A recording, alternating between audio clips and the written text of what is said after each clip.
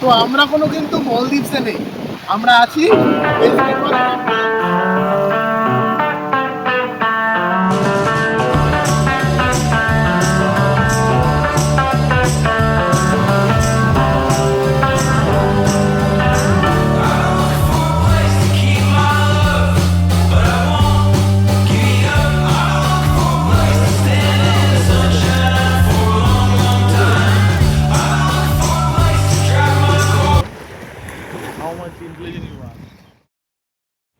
তো আমরা এখন ঠিক নিউ টাউনে দাঁড়িয়ে আছি, উদ্দেশ্যহীনভাবে ঘুরবো।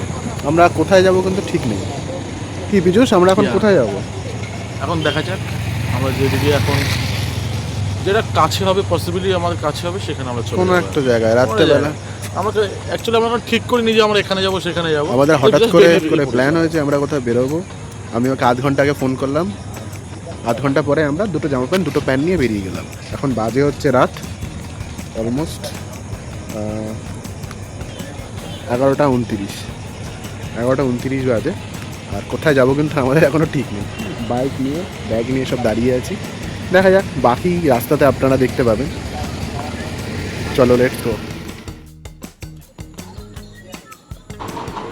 তো এইবার আমরা বাইক স্টার্ট করে বেরিয়ে পড়বো উদ্দেশ্যহীনভাবে। আর আমি বলবো মাঝে মাঝে আপনারা এরকম উদ্দেশ্যহীন ভ্রমণের প্ল্যান করুন।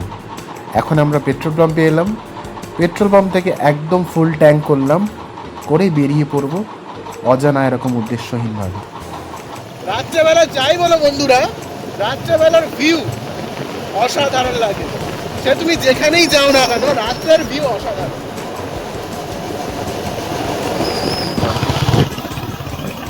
তো এইবার আমরা এই যে সেক্টর 5-এর ঝিল আর এই যে পরপর বিল্ডিং, এগুলো আমাদের দিনের বেলা মাথা খারাপ করে। যে বিল্ডিংগুলো দেখতে সুন্দর লাগে, কিন্তু বিল্ডিংগুলোর ভেতরে যারা কাজ করে তারা ভালো বোঝে যে কতটা প্রেশার, কতটা স্ট্রেস, কতটা হেল্পফুল লাইফস্টাইল। কিন্তু হ্যাঁ, এটাই আমাদের আবার জীবিকা নির্বাহ করতে সাহায্য করে। গালাগালি দিলে চলবে না। এই ভিউটা আর পরপর যে কর্পোরেট অফিসগুলো অসাধারণ লাগছে, অসাধারণ লাগছে। তো এইবার আমরা আরডিবি ক্রস করব, সামনে আরডিবি আছে, আরডিবি মোড়, তারপরে এসডিএফ মোড়।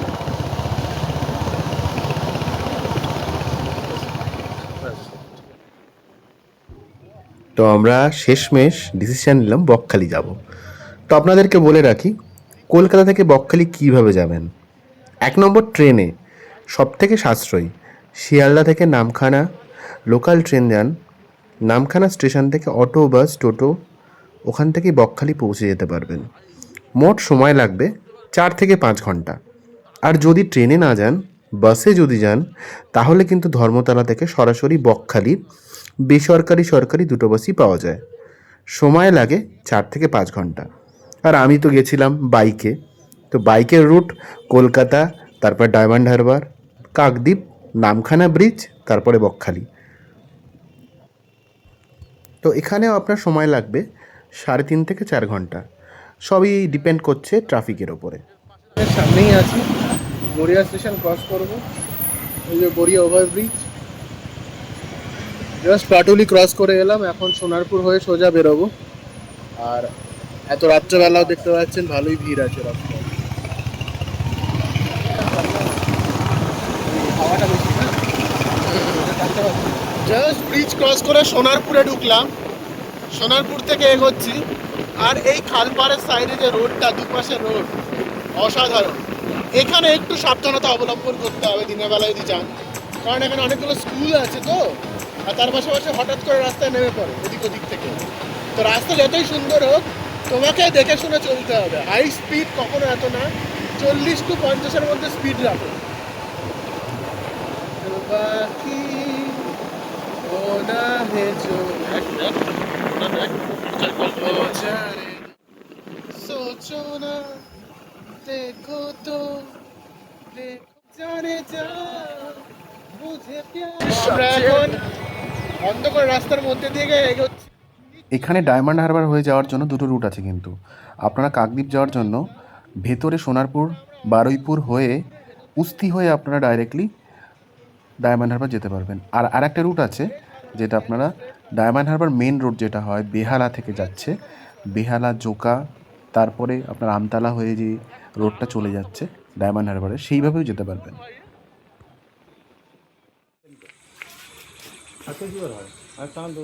তো এখন বাজে রাত 2টো। কটা বাজে? অলমোস্ট রাত 2টো। আর আমরা উস্থি বলে একটা জায়গা আছে ডায়মন্ড হারবারে, উস্থির সামনে বসে আমরা এখন আড্ডা মারছি, চা খাচ্ছি, চা খাওয়া হচ্ছে, একটু রেস্ট নেওয়া হবে। এখান থেকে ডায়মন্ড হারবার থেকে উস্থি থেকে এখন মোটামুটি আপনার বকখালির দূরত্ব 83 কিলোমিটার। এখনও 2 ঘন্টা 15-20 মিনিটের রাস্তা আছে। তো একটু রেস্ট নিয়ে আমরা এগোবো। মোটামুটি 4টে 4:30টার মধ্যে আশা করছি ঢুকে যাবো। এই হোটেলটা সারা রাত খোলা যাবে, মানে আপনারা ভাত রুটি রাত্রেবেলা 2-3টের সময় পাওয়া যাচ্ছে। আমরা এত কিছু খাবো না, খেয়ে বেরিয়েছি, তাই চা খাচ্ছি। তো আমরা এখন নিশ্চিন্তপুর ক্রস করছি। আর রাত্রেবেলার এইরকম তেলের মতো রাস্তা, ভিউটা অসাধারণ। শুধু লাইটের আলোতেই রাস্তাটুকু দেখা যাচ্ছে, আর চারিপাশে শুধু অন্ধকার, বিস্তীর্ণ বনভূমি। এর এক রাত্রের বেলা যেন অপরূপ সৌন্দর্য। আর এই অন্ধকারাচ্ছন্ন বনাভূমির মাঝখান থেকে রাতের আকাশে বিদ্যুৎ চমকালে আরও বেশি থ্রিল লাগে। আর এখন বাজে রাত 3টে, অন্যরকম একটা অনুভূতি। আমরা ধীরে ধীরে এগোচ্ছি, আপনারা সঙ্গে দেখতে থাকুন। পাচ্ছেন কাকদ্বীপ 3.5 কিলোমিটার, বকখালি 43 কিলোমিটার। আর আপনি যদি ডান দিক চলে যান, চলে যাচ্ছে গঙ্গাসাগর 36 কিলোমিটার। আপনার লাগবে আর 40 মিনিটের রাস্তা আছে। গঙ্গাসাগর চলে যাচ্ছে ডান দিকে। গঙ্গাসাগরে কিন্তু আপনার ওই সেমই টাইম, বকখালি আর গঙ্গাসাগর মোটামুটি একই রকম দূরত্ব আছে, 7-8 কিলোমিটারের ডিফারেন্স। আর আমরা দাঁড়িয়ে আছি এই জায়গাটা, বাকিটা রাস্তা দেখতে থাকুন, খুব সুন্দর রাস্তা। Let's go, brother. Let's go.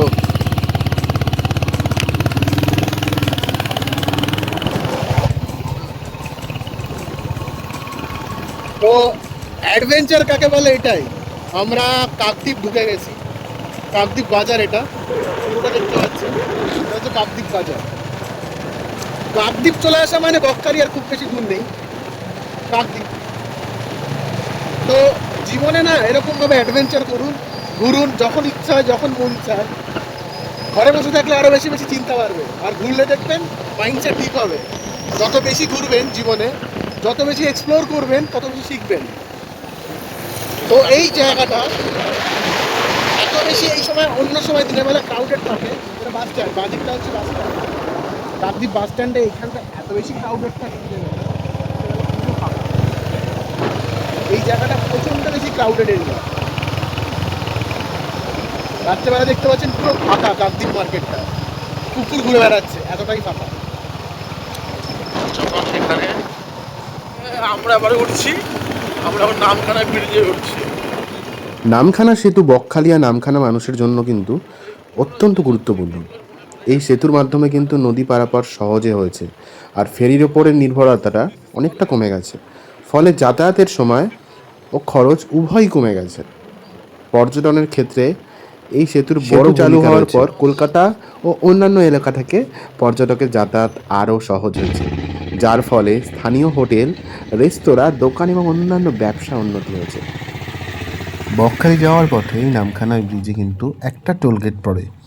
Total এই জার্নিতে একটাই মাত্র টোলগেট আপনারা পাবেন, যার কার চার্জেস হচ্ছে 15 টাকা, রিটার্ন হলে সেটা 20 টাকা। আর যদি আপনি বাইকে যান তাহলে তো আপনার কোনো টোল দিতে লাগছে না। গাইজ, আমরা এখন আছি নামখানা ব্রিজ। এটা কিন্তু খুব ইম্পর্ট্যান্ট একটা ব্রিজ টুয়ার্ডস বকখালি। তো দুটো অঞ্চলের মধ্যে কানেক্টার। এই ব্রিজটার জন্য কিন্তু আগে, এই ব্রিজটা যখন ছিল না তার আগে কিন্তু মানুষের যাওয়া আসার প্রচণ্ড অসুবিধা ছিল। মানুষ যাওয়া আসা করতে গিয়ে ভীষণ অসুবিধায় পড়তো। এই যে রাত্রেবেলা যাই না দেখা যাচ্ছে কিনা, এই যে লঞ্চগুলো যাওয়া আসা করছে, তখন এই লঞ্চ আর ভেসে এলে কিন্তু মানুষ যাওয়া আসা করতো। আর এই ব্রিজটা তখন ছিল না, তো খুব ভালো ব্রিজটা করা। বিশেষ করে বড় বড় গাড়ি যাওয়া আসা, বড় বড় যে লরিগুলো যাওয়া আসা করে, সেটা সুবিধা হয়েছে। এই একটা লঞ্চ সেরকম আছে। উন্নত হয়েছে না তো, দুটো ওইটা নামখানা বকখালি দুটো তো আলাদা ইয়ে ছিল, দুটো এক জায়গায় হয়ে গেল হুম, ব্রিজ হওয়ার কারণে। একদম একদম। লঞ্চ চলছে তার সময় না, হুম, ইলিশ মাছ তোর 70 টাকা করে পিস বিক্রি হতো বাবা এর আগের বছরই, 70 টাকা করে ইলিশ মাছের পিস। আমার এরকম এক্সপিরিয়েন্স নেই। পিস 200 গ্রাম 250 গ্রামের যে দূরে দূরে ওই যে ব্লিঙ্ক ব্লিঙ্ক করছে এই লাইটগুলো, সব এগুলো লঞ্চ, মানে ছোট ছোট ট্রলার। তো এবার আবার যাওয়া যাক। আর এখান থেকে বেশি দূর নেই, নামখানা ব্রিজ চলে আসা মানে বকখালির কাছাকাছি চলে আসা। তো যাওয়া যাক। এই নামখানা থেকে বকখালির দূরত্ব মাত্র 24 কিলোমিটার। আর তার আগে আসে ফ্রেজারগঞ্জ, যেটা 22 কিলোমিটার। ওখান থেকে আপনারা কিন্তু হেনরি আইল্যান্ড, ওখানকার বিভিন্ন টুরিস্ট স্পট ঘুরতে পারবেন। আমরা এখন দাঁড়িয়ে আছি 10 মাইল বলে একটা ব্রিজ। 10 মাইল ব্রিজ কেন নাম হলো, কারণটা হচ্ছে এখান থেকে বকখালি আর 10 মাইলস, ওই জন্যই হচ্ছে 10 মাইল ব্রিজের নাম। নামখানা থেকে বকখালি 20 কিলোমিটার।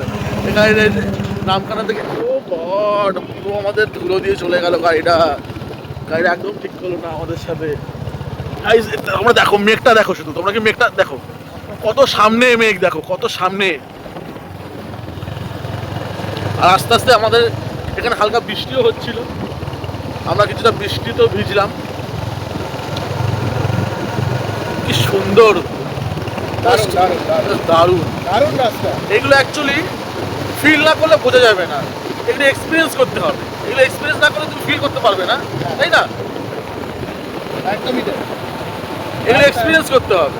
একদিন বন্ধুরা মিলে হট করে ট্রিপ করে ফেলো, এমন না যে প্ল্যানিং করে করে করতে হবে। আমরা যেমন 10টার সময় প্ল্যান করলাম, 10:30 বাড়িতে বেরিয়ে গেলাম, এমন করতে হবে।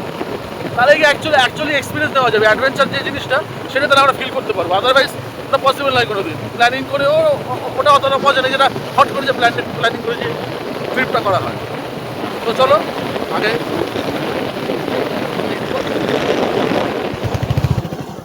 তো আমরা এবার ওই ফ্রেজারগঞ্জ না ফ্রেজগঞ্জ কি একটা ছিল, ফ্রেজারগঞ্জ ফ্রেজারগঞ্জ পেরিয়ে আমরা প্রপারলি একদম বকখালিতে একদম এন্ট্রি করে গেছি। রাস্তাটা আমরা জাস্ট look at the রাস্তা ম্যান, ইটস সো বিউটিফুল না?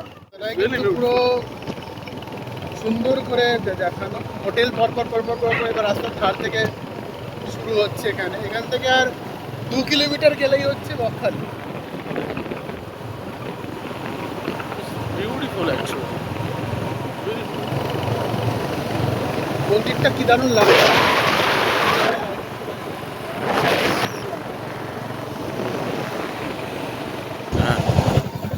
হ্যাঁ, এইবার হচ্ছে এখান থেকে কিন্তু সমুদ্র দেখা যায়, এটা পুরো সমুদ্র এলাকা। Continue on National Highway 12 for 1.5 kilometers. বন্ধুরা, আমরা কিন্তু একদম ভারতবর্ষের শেষ সীমানায় চলে এলাম। এরপরে কিন্তু আমাদের বঙ্গোপসাগর স্টার্ট হয়ে যাচ্ছে। এটা পুরো বঙ্গোপসাগর এলাকা। বাইকটা নিয়েছিলাম, হ্যাঁ এটা হেনরি আইল্যান্ড আই গেস। চারিদিকে শুধু সমুদ্র আর সমুদ্র।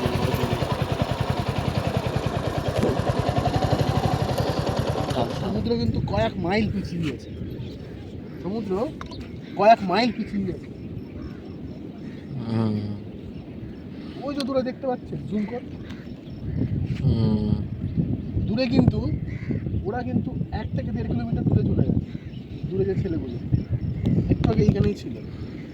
যাই হোক, জোয়ার ভাটার জন্য ভাটা এতটাই দূরে চলে যায়, সমুদ্র কিন্তু পিছিয়ে যায়। এটা আমার প্রথমবার দেখা বকখালিতে।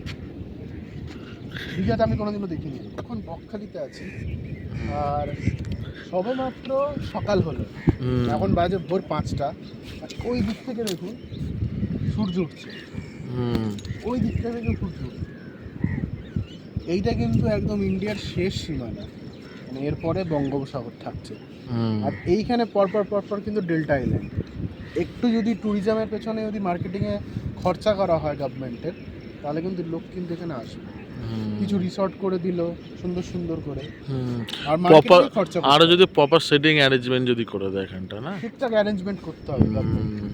আমাদের কিন্তু ভারতবর্ষে সব রকমই ঘোরার জন্য জায়গা আছে। বিশেষ করে ওয়েস্ট বেঙ্গলে ঘোরার জন্য কিন্তু অনেক কিছুই আছে। পাহাড় আছে, সমুদ্র আছে, জঙ্গল আছে, রেল ফরেস্ট আছে, সব কিছুই আছে। কিন্তু ঠিকঠাক কিন্তু ট্যুরিজমের পেছনে খরচা করতে হবে, তাহলে বাইরে থেকে লোক আসবে, ঘুরতে আসবে। যাই হোক, এরপরে কিন্তু আমরা ওদিকটাতে যদি যাই, ওদিকটাতে হেনরি আইল্যান্ড, ওই পাশটাতে হেনরি আইল্যান্ড। আমরা বাইকে করে করে এক্সপ্লোর করব আর আপনাদেরকেও দেখাতে থাকবো